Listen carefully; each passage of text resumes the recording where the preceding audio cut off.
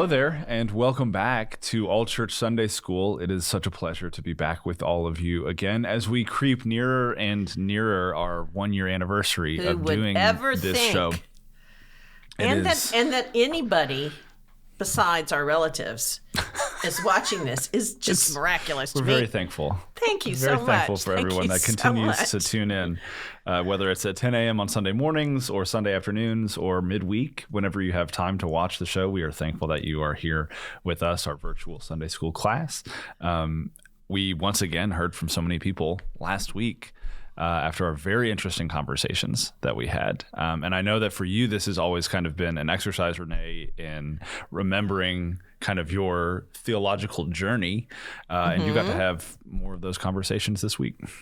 So yes, it was. It was interesting to hear from folks who never thought that they were the person sowing the seeds in the parable of the sower. And so it just is, to me, amazing to think how we come to Scripture, who it was that shared a story, told a story.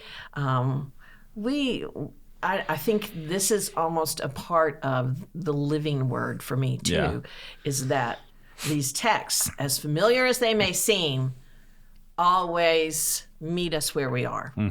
Does it seem that way to you? It does, and I just love, we were talking in our disciples class the last 2 weeks, which is our baptism candidate class for our 6th grade students, about confession. And when it comes to faith, how do we confess the things that we believe about who God is, who Jesus is, what the church is supposed to be doing.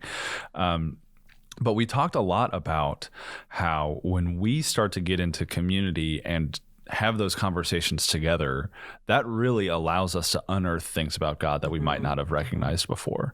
And so, in these conversations, especially just hearing from you about the way that these were interpreted in your churches growing up and the folks that we've been hearing from, because that was not my experience. My experience has been in, mainline progressive disciples denominations. And so, it does lend us an opportunity to really kind of explore who God is and what God is up to at other times and other places with other people. And I think that that's really a beautiful opportunity. Very valuable. And I think it's why people who are members of Sunday school classes are so devoted to Sunday school. Yeah. And it looks like more generational now, and we wonder 20, 25 years from now how many people are going to be sitting in a classroom on Sunday morning at 10 o'clock because we can feel the church changing. But there's nothing quite like everyone sitting with a Bible open in their lap and encountering God's Word together. Yeah. I think there's something so rich. It feeds us, and it's unlike sitting in a chair, just me encountering God's Word. Yeah, it really is different. Because the conversation changes things. It changes the whole dynamic of the experience, for sure. So today we're in chapter 5 of the Gospel of Mark. Speaking of the Bible open in your lap, we hope that's happening. Everybody's got their Bible open. Whatever translation you might have, I hope that you have it open to the Gospel of Mark chapter 5. Mine is the New Interpreter's, or what is this? NRSV, New Interpreter's Study Bible, New Revised Standard Version. I believe yours is a different version. Is that your normal NRSV? NRSV. Okay, excellent. But whatever version you have, we hope that it's open to the Gospel of Mark chapter 5. We're starting today. We're reading the entire chapter. That's not something that we've done before. We've kind of gone through chapter by chapter. We haven't quite covered. Lots of words. But there are 43 verses in chapter 5. We're going to read all of them today. They cover 3 really powerful stories. The first of which, Renee and I were talking before we started recording, has a lot to do with demons and casting demons out. And that's just not a space that I'm typically very comfortable with. I don't know if that's the same for you. And I think if you haven't read through Mark in a while, you really have to be struck by all of the spirits, the unclean spirits, the demons. I think I told you when I was looking for illustrations a couple of chapters ago. It's terrifying. Just even very medieval pictures of what the artists thought those demons looked like. I mean, and this story in front of us today was very popular to be illustrated because, for obvious reasons, so many versions of this story, like iconography of this story, and this is the one that I found that was kind of the most tame of them all. We're going to get into this story first, and then we'll take a break and talk about it, and then we'll talk about the final two stories of chapter 5. But this is the story of Jesus healing the Gerasene demoniac. Demoniac? Do you think that's the way to say it? The only time I use this word is with this story. Particular Bible story. A lesson that Reverend Dr. Douglas B. Skinner told me a long time ago, my childhood senior pastor, is if you say it with confidence, everyone will believe you. Appear to believe in that pronunciation. You can carry people along really far if you just speak with confidence. So I don't know how to say that word, but I don't have to read this scripture. Will you read verses 1 through 20 for us as we get started? I will be happy to. They came to the other side of the sea, to the country of the Gerasenes. And when he had stepped out of the boat, immediately a man out of the tombs with an unclean spirit met Jesus. The man lived among the tombs, and no one could restrain him anymore, even with a chain, for he had often been restrained with shackles and chains. But the chains he wrenched apart, and the shackles he broke in pieces, and no one had the strength to subdue him. Night and day among the tombs and on the mountains, he was always howling and bruising himself with stones. When he saw Jesus from a distance, he ran and bowed down before him and shouted at the top of his voice, "What have you to do with me, Jesus, Son of the Most High God? I adjure you by God, do not torment me." For he had said to him, "Come out of the man, you unclean spirit." Then Jesus asked him, "What is your name?" And the man replied, "My name is Legion, for we are many." He begged him earnestly not to send them out of the country. Now there was on the hillside a great herd of swine feeding, and the unclean spirits begged Jesus, "Send us into the swine, let us enter them." So Jesus gave them permission, and the unclean spirits came out and entered the swine, and the herd, numbering about 2,000, rushed down the steep bank into the sea and were drowned in the sea. The swineherds ran off and told in the city and in the country, and then people came to see what it was that had happened. They came to Jesus and saw the demoniac sitting there clothed in his right mind, the very man who had the legion. And they were afraid. Those who had seen what had happened to the demoniac and to the swine reported it. And then they began to beg Jesus to leave their neighborhood. As he was getting into the boat, the man who had been possessed by demons begged him that he might be with him, but Jesus refused and said to him, "Go home to your friends. Tell them how much the Lord has done for you and what mercy he has shown you." And he went away and began to proclaim in the Decapolis how much Jesus had done for him. And everyone was amazed. That's quite the story. It is. I love the story for a variety of reasons. I am also challenged by the story for a variety of reasons too. But I think the things that stand out to me the most are that this is Jesus's first foray into Gentile territory. The entire time in the Gospel of Mark leading into this moment, he has been predominantly with his Jewish sisters and brothers, teaching within the tradition almost.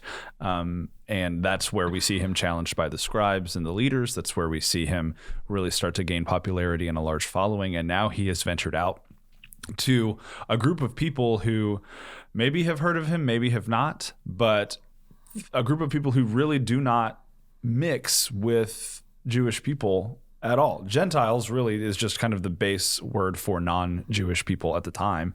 But in the Jewish tradition, because they were a kind of a minority group, kind of did their own thing and stayed on their own.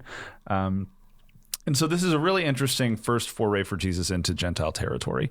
The second thing that stands out to me is that people are afraid, not necessarily of the demoniac. Not of the man who cannot be restrained, but of Jesus. And the people who witness Jesus's interaction with the legion and sending them into the herd of swine, and the swine running off the steep hill. They had a good into story the water. to tell. Wow. I mean, That was quite an investment too, if you think of it in terms of livestock. I mean, the swine herders belonged to somebody, and that was. And there are other stories where the community reaction is about losing a revenue stream. Yes. So Jesus gets into trouble for a variety of reasons. But to be frightened of somebody who's a liberator, who gives this man his life back again, wouldn't you just know 10 other people that you wanted Jesus to meet? Instead of going, you need to leave the neighborhood. You know, it makes me think of family systems theory, where we're going to get into family dynamics for a second. You know, there's this really interesting graphic that I saw in seminary where it talks about a family's structure and the way that any particular family unit can handle a certain level of stress.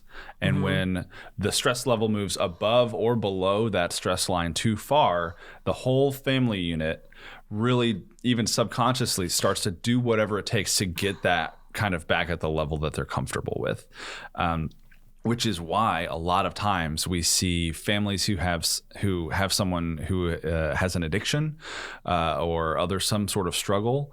It's really hard for that family unit to work with that person all the way to recovery, because they're used to this level of stress. And so even when it dips below or goes above, they just want to get back to that level that they're normal with. And so I kind of feel that in the fear of the community around Jesus. We're used to this guy. They hadn't gotten accustomed to the man who was howling and bruising himself. How to handle him.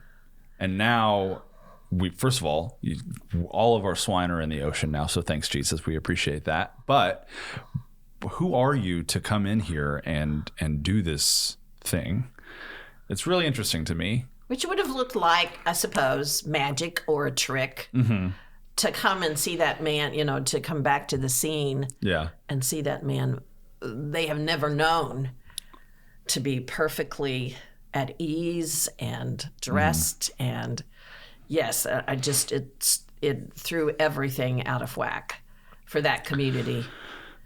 You know, Thomas Stegman has some words for us on this, specifically about the fear that we see as a response to Jesus's work. This comes from Feasting on the Gospels, which is a wonderful series. But Thomas Stegman writes, interestingly, the man's healing is not a cause of celebration for all. The people's response is fear. Their fear prevents them from seeing and appreciating the newness of life Jesus has brought about in their midst. Jesus' first foray into Gentile territory is not welcomed. However, as the closing verses show, the gospel will be proclaimed and received there. And I wonder, as we kind of continue on with Stegman on this next slide, he talks a lot about the man, now that he has been kind of restored, what he does next. He asks Jesus, can I come with you? Can I be with you? And Jesus says, no, but I need you. Understandable. I need you to stay here, and I need you to tell them about what the Lord has done for you. And there's a really unique kind of wordplay here, at least in the NRSV translation, because Jesus says, go and tell the people what the Lord has done for you. And the man goes and tells them what Jesus has done for him. And Stegman makes a note that that's a really important differentiation that the man makes from the instructions that Jesus gives. He writes, Jesus does have a mission for the man. He is to go through the Decapolis and announce what the Lord has done for him.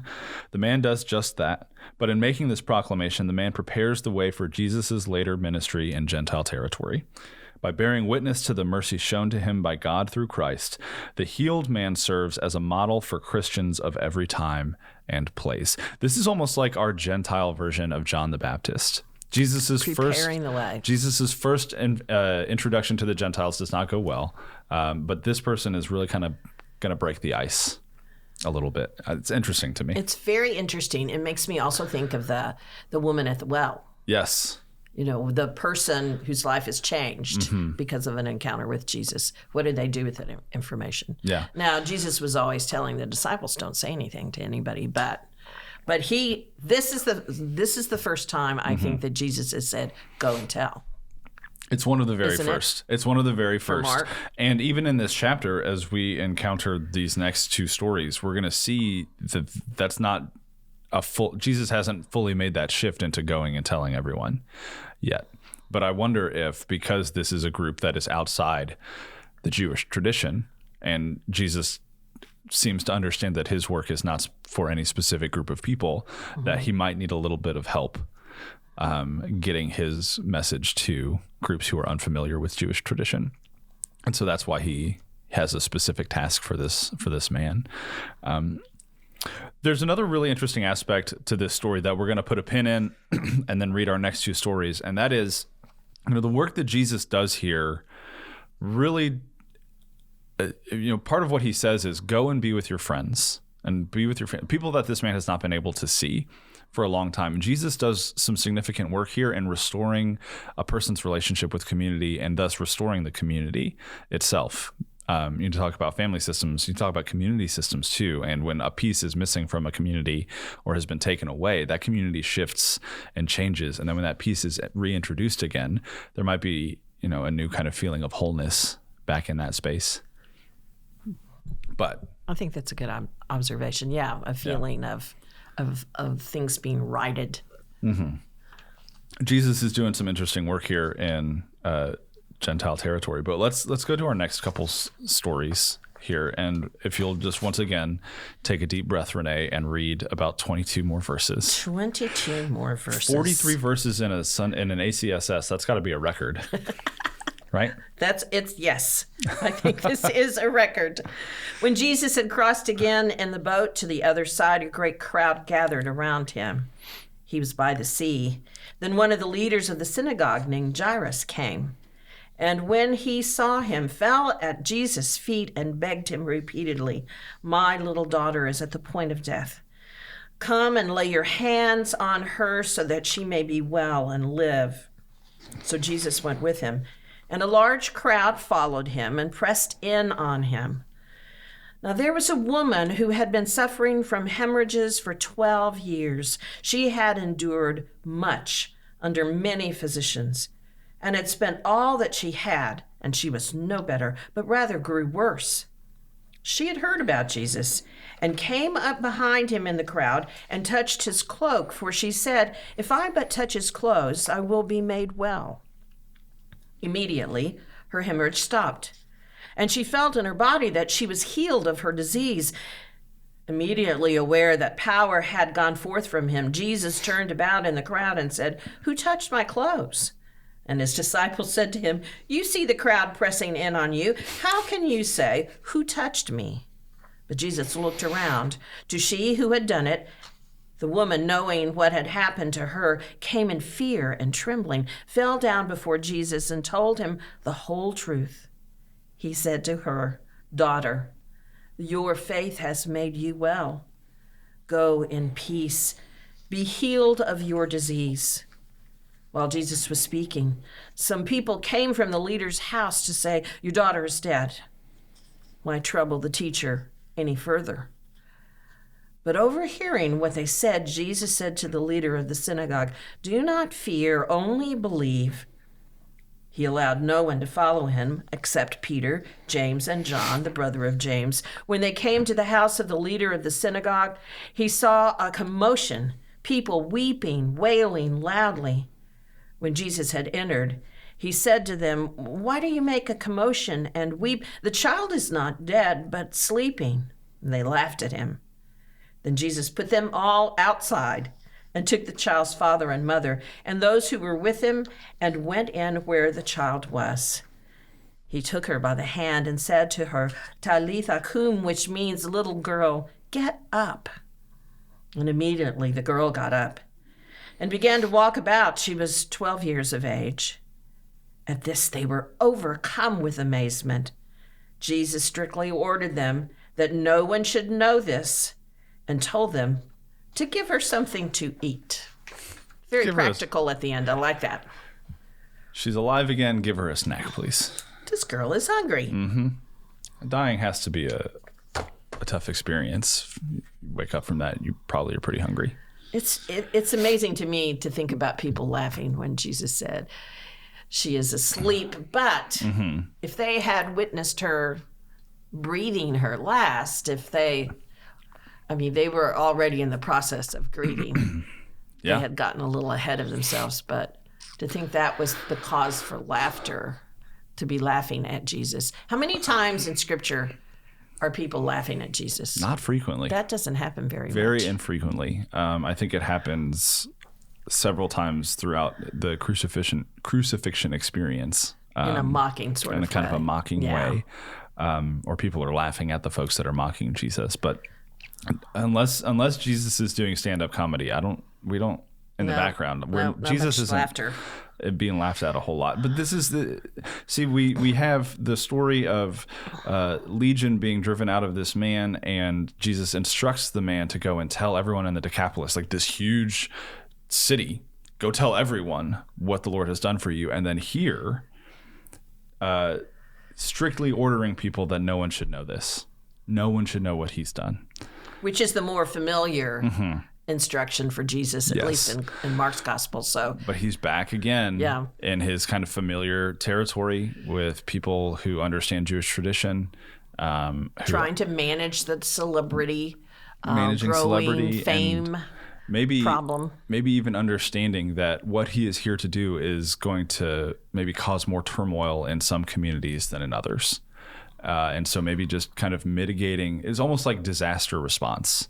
How can we mitigate this enough so that we can get the work we need to get done accomplished, right?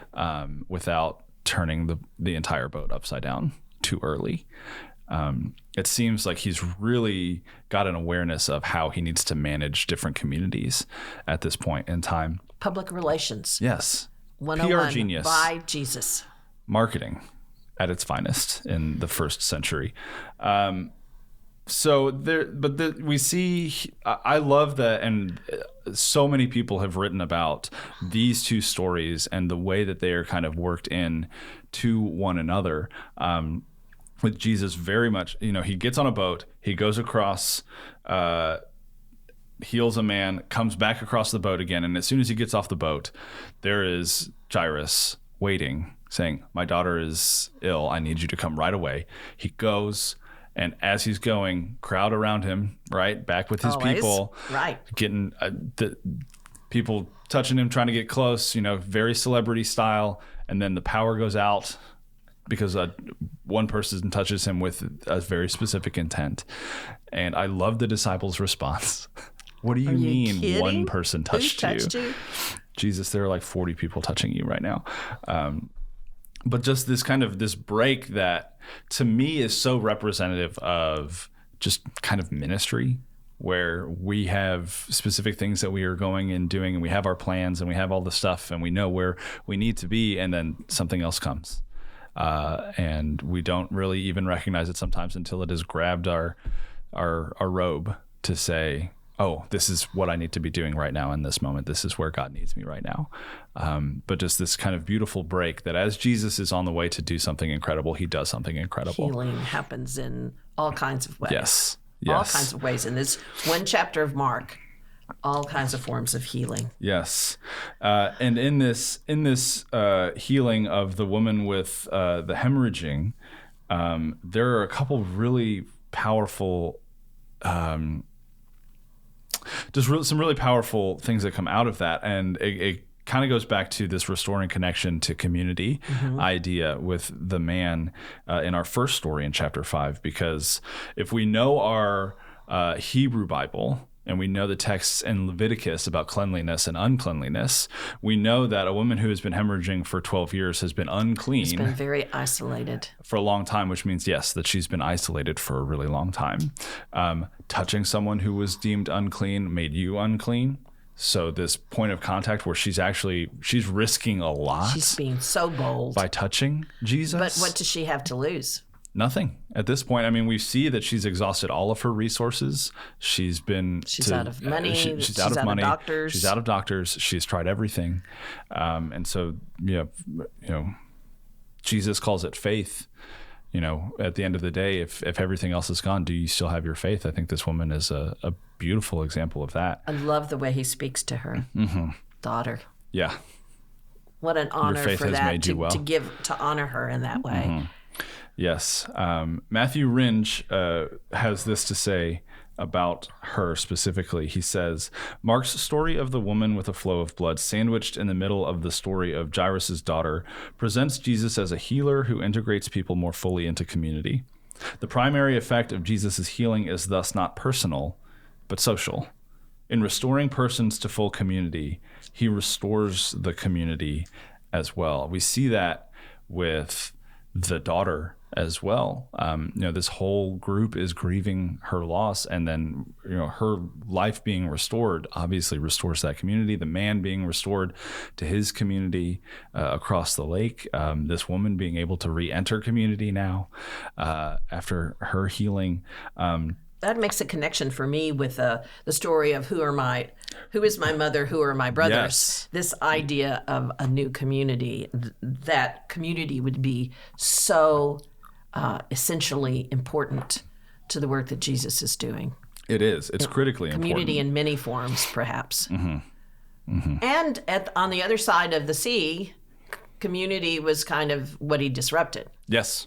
He did. And so, maybe that's where our fear response comes from. And maybe that's why he knew that they needed one of their own to tell them the story. Oftentimes a stranger coming into community isn't going to be heard the same way that a familiar face will be. But everybody would have known about that man. Yes. He was. And for him to come back into town after and all of gather people together and speak sensibly and say, this is how I have been restored. That had to be a powerful testimony for that community. So there were lots of stories. By the time we get to the end of the 5th chapter, yes, lots of people impacted by Jesus' power are now telling stories. Yeah, and even though we told them not to tell the story here at the end, but how can you not? Right, of course. And we talked about that a couple chapters ago. All those how could people you who were not? already wailing because the little girl had died. Of course, they're going to tell the story that wasn't the outcome at all. Absolutely. And just one more note, again, about the physical touch of the woman who was bleeding. Mark's emphasis upon this physical contact is significant. Touching the ritually unclean is Jesus' primary mode of healing. The woman's faith, affirmed by Jesus as responsible for her healing, primarily consists in risking the social stigma and shame that could accompany her act of touching Jesus and transmitting ritual impurity to him. Something very interesting about all of Jesus's healings are what Matthew Ringe here notes is that Jesus touches unclean people all the time, which is just such a huge kind of cultural no-no. Lepers were isolated. Women who were bleeding were isolated. Blind folk and folk with other physical disabilities were kind of isolated, and to touch anybody with any of those things made you have to isolate as well. It's interesting talking about these texts in a pandemic. Yeah, that's right. Because we have a whole different way of understanding being isolated because of some condition. Right, and so think of it as like a close contact thing. You come in close contact and you're going to have to isolate yourself. And here, she kind of almost turns things, because if normally it's Jesus that is reaching out and touching, and this time it's actually her that is reaching out and touching. And Jesus obviously can overcome social stigma and shame. We've already seen that in the early chapters of, kind of being questioned. What are you doing? You can't do this kind of thing. What's going on here? But for her, this was kind of the final risk, the last opportunity. I love the way the story is told. It is a beautifully told story. And this sense, as she touches, she knows she's well. And she's trembling now because Jesus is looking at her and saying, come over here, I need to talk to you. Yeah. For all she knows. To reprimand her for what she's done. So I just love the telling of the story, every detail. Yes. Chapter 5 for me brings out a few things that I think we should all consider. The first of which is, how are we in community with each other? This idea that community can be disrupted in a variety of different ways How are we in community with each other? How are we working to restore community for and with one another, especially in a pandemic? And then the next kind of question is, Jesus asks a lot of the man he has driven demons out of to go and tell a story that people are going to be unfamiliar with to people who have a very certain understanding of who that man is. That is a lot to ask of someone. And then on the other end, that chapter 5 is bookended with a man being asked to take on a tremendous undertaking, and a woman who has taken on a tremendous undertaking as well. The risk that she has put herself out there on. Right. It just leads me to wonder, how would I respond if Jesus was asking that of me? I think that's a good question. I think our conversation about community and about status quo, preserving the status quo. Yeah. I think I have actually heard people say from time to time, I really like to be part of a big church where nobody's going to know me well. And I'll come, I'll be there for worship, I'll enjoy great music, but nobody's going to ask me, nobody's going to try to recruit me to be on the outreach committee, or, I will be able to come and go, but I'll be able to protect my life like it is now. I don't want a community that is going to expect me to change, that's going to call me to something deeper than what I'm comfortable with. Think of all of the ways we protect what we have come to consider our regular life. And yet all throughout chapter 5, we see Jesus just disrupting that making everywhere. people uncomfortable. Making people uncomfortable. Yes. The one thing that you can count on is that nothing will be the same after he's passed through town. I love one of our dear colleagues, Shannon Moore. One of the things that I love that he says a lot when people find themselves in spaces of discomfort is he just asks the one-word question, why? Why? Why are you uncomfortable with that? Explore why that makes you uncomfortable, or why you have that sense of discomfort, because there might be something there. Whatever it is we're protecting. Lent, of course, this holy season that we enter into, tries to sort of poke back at that. And this time next week. Yeah. We'll be in it. What is it you're trying to preserve? So maybe Mark will continue to help us ask that question. Hopefully so. We've got, 4 chapters left? We're cruising right along. In chapter 5, we've got, I don't know how many chapters there are in Mark, Renee. I'm just going to be completely honest with you. I'm flipping, and we're at 16. I think there are 16. We have plenty more. We've got so many more chapters of Mark to go. But next week, your challenge as members and participants in All Church Sunday School is to read Mark chapter 6. If you have any thoughts on chapter 5, if you've heard these stories before and have different ways of reading them, if you have different meaning that you take from them, we would love to hear those from you. If you can email those to us at acss@uccftw.com. Renee and I both get that email address sent to our inboxes. And again, these are 3 very powerful, very well-known stories. I would love to hear insight into any of these stories. Absolutely. Wonderful stories. Absolutely. Wonderful, and one scary one. One scary story. I just want to know what happened with all those pigs. Pig. I just want to know, did they go fish them out? I mean, it's a lot of bacon gone by the wayside. So much bacon, so little time. So much bacon, yes. Yes, as you email us about chapter 5 of the Gospel of Mark, also tell us what you had for breakfast. We would love to hear that. But that will do it for All Church Sunday School this week. We hope you have a wonderful week ahead of you, and we'll see you next time.